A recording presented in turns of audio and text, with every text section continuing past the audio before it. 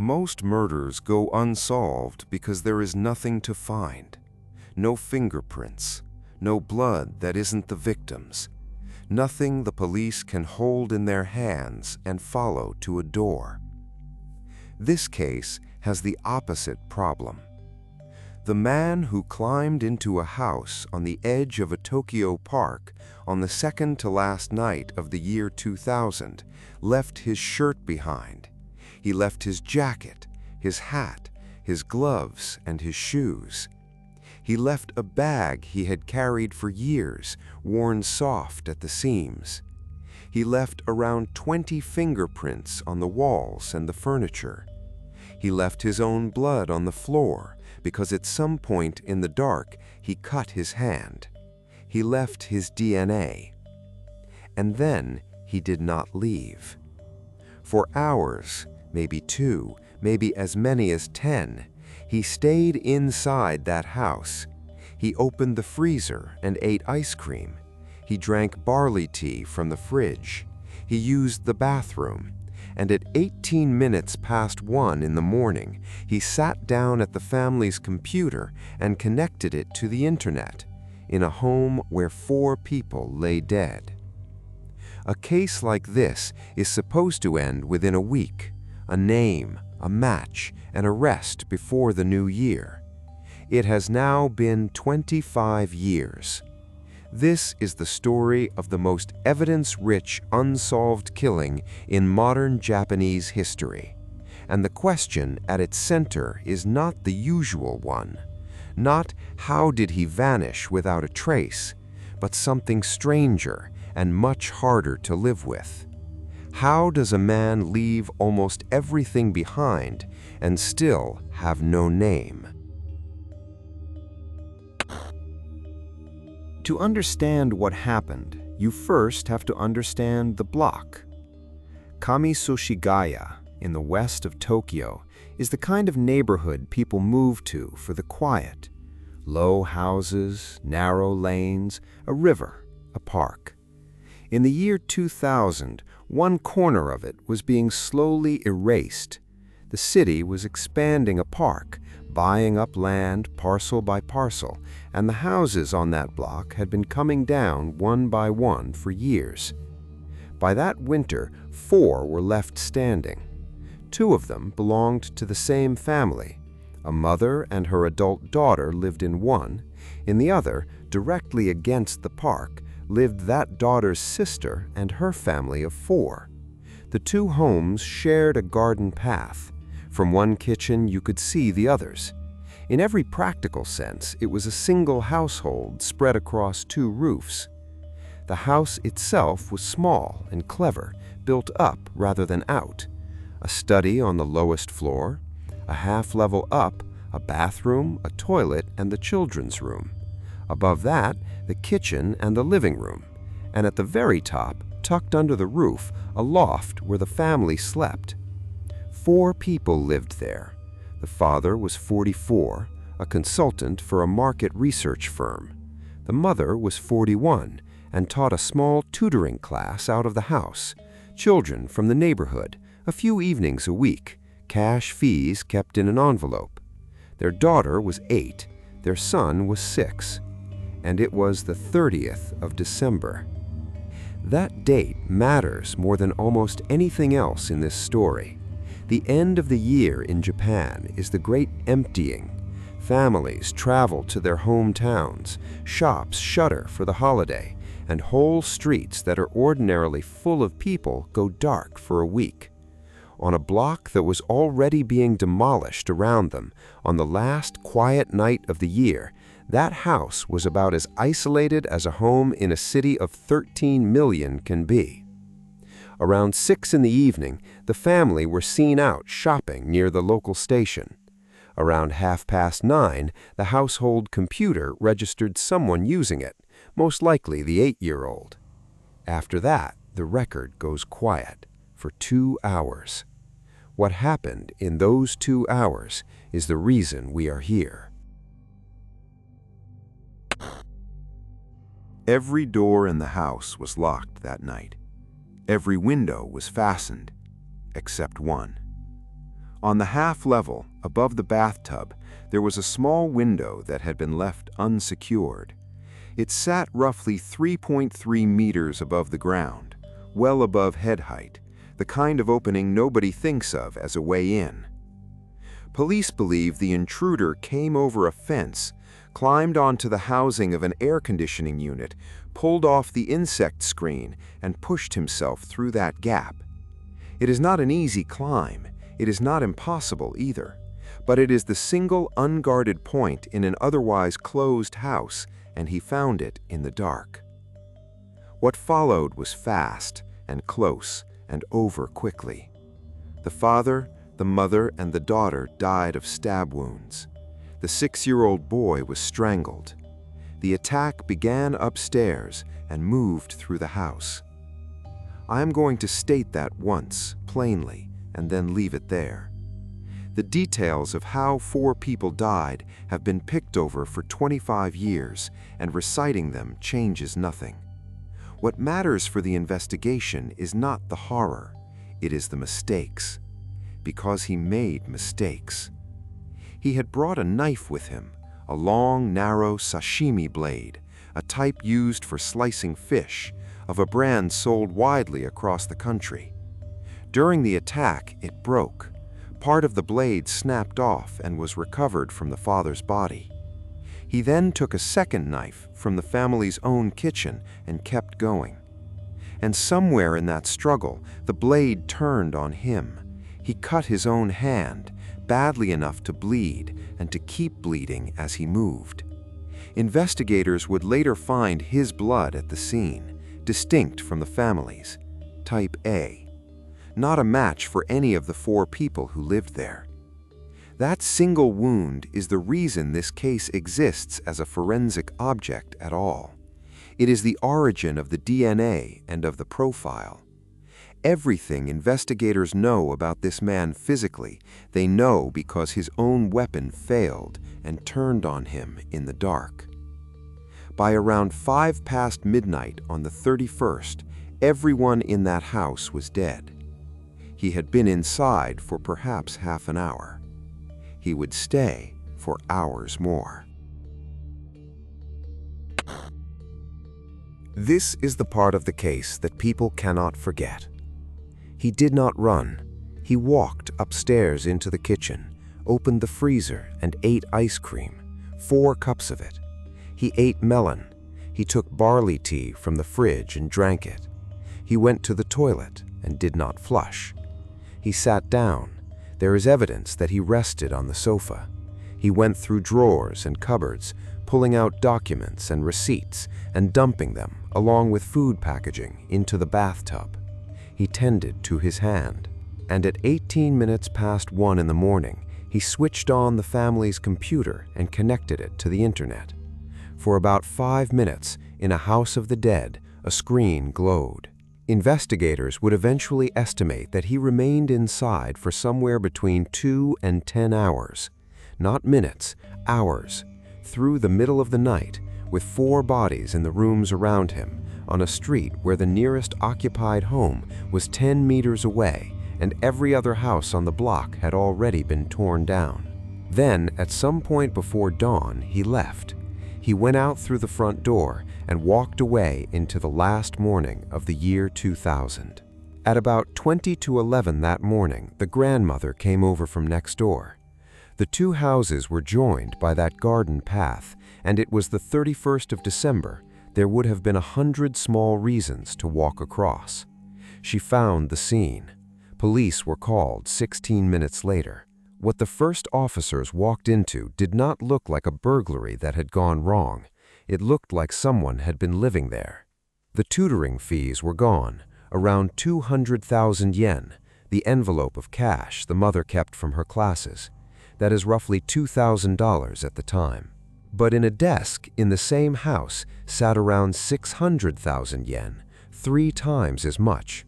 He had gone through the drawers, he had emptied their contents into the bath, and he had left the money, the bank cards, and the valuables exactly where they were. Legally, this case is a robbery murder. It has been charged that way, described that way, and investigated that way for 25 years. Almost nobody who has looked at it closely believes robbery is why he came. Now we come to the inventory, and this is where the case stops resembling anything else. When he climbed out of that house, he did so having effectively undressed at the scene.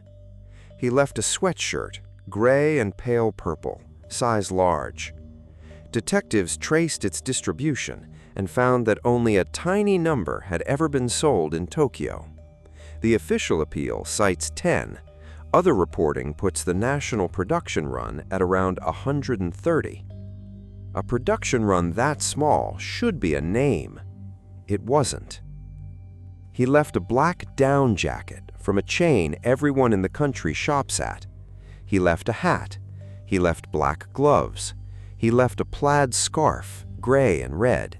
He left sneakers sold under a British brand name and made in South Korea in a size uncommon enough in Japan to be worth a headline. He left a deep green waist bag worn thin from years of use, the kind of object a person carries every day for a long time. He left 2 black handkerchiefs. One of them had been used as a mask. The other had a hole about 3 centimeters across cut into the middle of it, with the fabric threaded through to form a small pouch. The handle of the knife was pushed into it. It was a grip, a deliberate, practiced modification made by someone who had thought about how to hold a blade. He left strands of hair. He left traces of a cologne reported as a French brand. And on the walls, on the surfaces, on the things he touched in a house he had no reason to be in, he left around 20 fingerprints. So the investigation had his clothes, his shoes, his bag, his prints, his blood, and his DNA. Here is what that produced.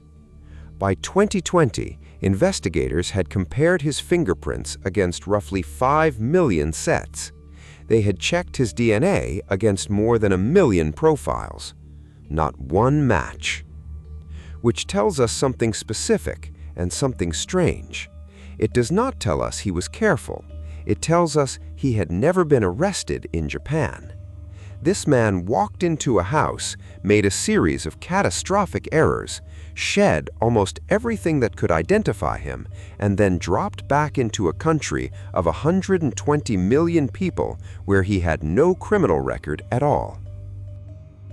16,000 tips, 280,000 investigator days. Every item on that list traced as far as it could be traced.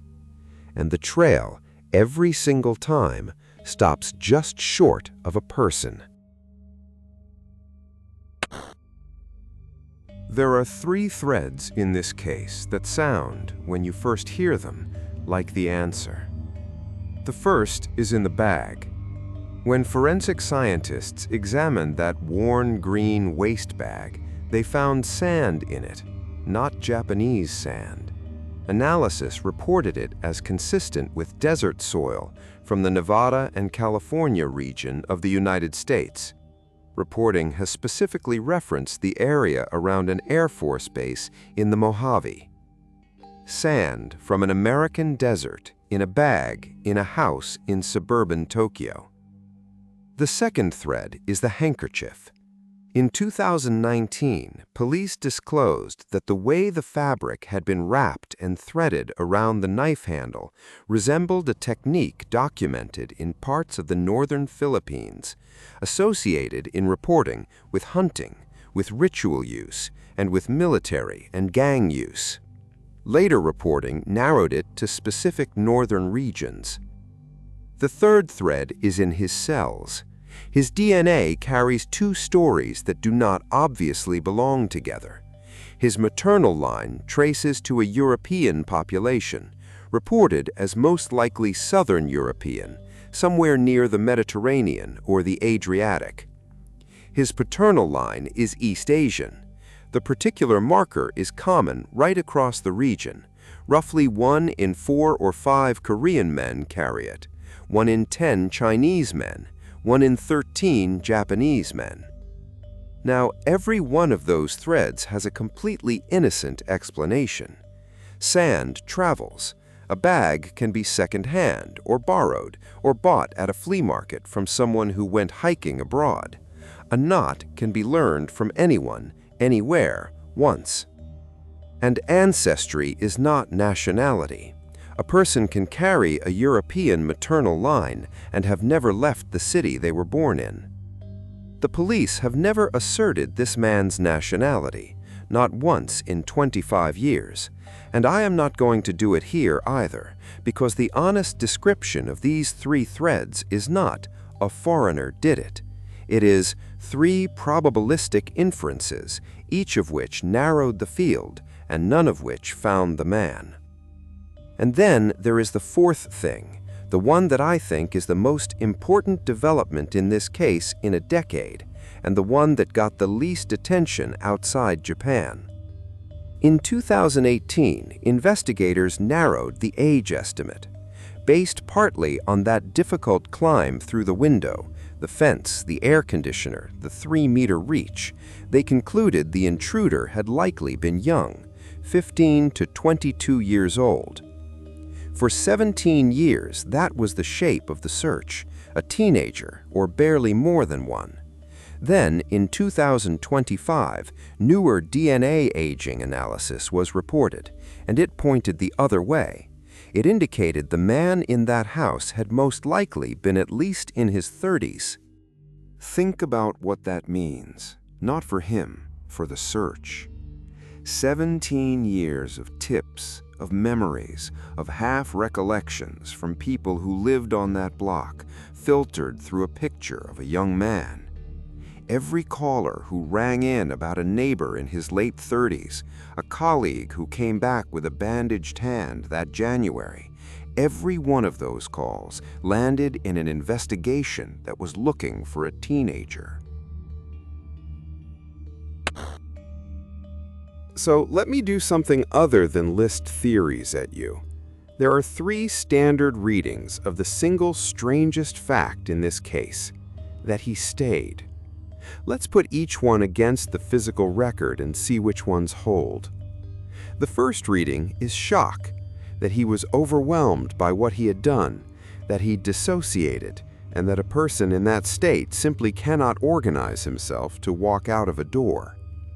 Test it against the evidence. A man in shock does not systematically empty drawers. He does not sort documents into a bathtub. He does not find the tutoring money and leave 3 times that amount untouched in a desk.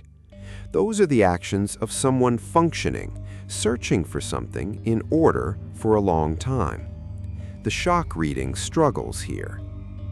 The second reading is composure, that he knew the block was empty, knew the holiday had drained the street, and simply felt no urgency at all. This one fits the searching, it fits the hours, but it does not fit the rest of him. A composed man does not leave his coat. He does not leave the bag he has carried for years, or 20 prints, or his blood. Composure and shedding every identifying object you own do not belong in the same body. The third reading is the one I find hardest to argue against, and it is the most mundane. He was hurt. His weapon broke and cut his hand, and a bleeding hand in the last dark hours of the year, in a neighborhood where every train had stopped for the night, is a practical problem. He had to stop the bleeding. He had to deal with clothing that was no longer wearable in public. He needed light and water and time, and he was standing in the only unwatched house for 100 meters. Look at the sequence that way, and something uncomfortable falls into place. The clothes he left were not carelessness. They may have been the point. He could not walk out in them. The ice cream and the tea were not a taunt. They were the calories of a man who had been awake and injured for hours. The drawers were not looting, they were a search by someone who had a reason to keep looking after the money had already been found. And that reframes the whole case. Everything about this man that reads as monstrous theater, the eating, the staying, the computer at 1 in the morning, may simply be the wreckage of a plan that broke when his knife did. Which leaves the question the evidence genuinely cannot answer. Not who he was, what he came for. Because a man who walks past 600,000 yen in an open drawer and keeps searching and stays until dawn did not climb through that window for $2,000 in an envelope. I want to be precise about the limits here. Nothing in that reading identifies anyone. It is an argument about behavior drawn from objects. The people who have worked this file for 25 years know these objects better than anyone ever will, and they have not named him either. In April 2010, Japan abolished the statute of limitations for murder. Under the old law, this case would have expired in 2015. The file would have closed, and the man who spent that night in that house would have been legally free of it, wherever he was, whatever name he was using. That did not happen. It cannot now happen. There is no clock on this one. The investigation headquarters opened in a station in West Tokyo in the final days of the year 2000, and it has never been disbanded. The reward stands at up to 20 million yen. In December 2025, on the 25th anniversary, officers stood outside the local station handing out flyers. They unveiled a new poster and a model of the house. They dressed a mannequin in replicas of the clothes he left behind, the gray and purple sweatshirt, the plaid scarf, and stood it up in public so that someone walking past on their way home might stop and look and remember. Because that is what this case now runs on, not forensics, somebody's memory. Somebody sold that sweatshirt. Somebody was living with a man who came home in the early hours of the 31st of December 2000 with an injured hand and no coat. Somebody has been carrying that for 25 years. The grandmother who walked across the garden that morning and her daughter have spent a quarter of a century asking. They are still asking now. If you know something, anything, the Tokyo Metropolitan Police are still listening. That is not a closing line. That is the point of telling this at all.